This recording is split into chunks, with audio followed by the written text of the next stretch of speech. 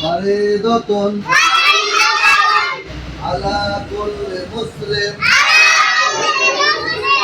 3 নম্বর হাদিস শরীফের অর্থ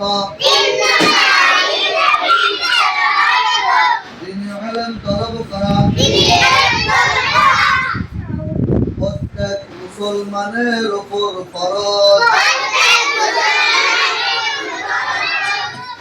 4 নম্বর হাদিস শরীফ মিফতাহুল জান্নাহ আত-তুহুর শাতরুল ঈমান।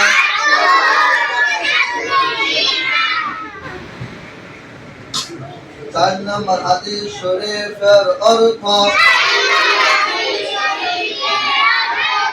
পবিত্রতা ঈমানের অঙ্গ। পবিত্রতা কিসের অঙ্গ? পবিত্রতা কিসের অঙ্গ?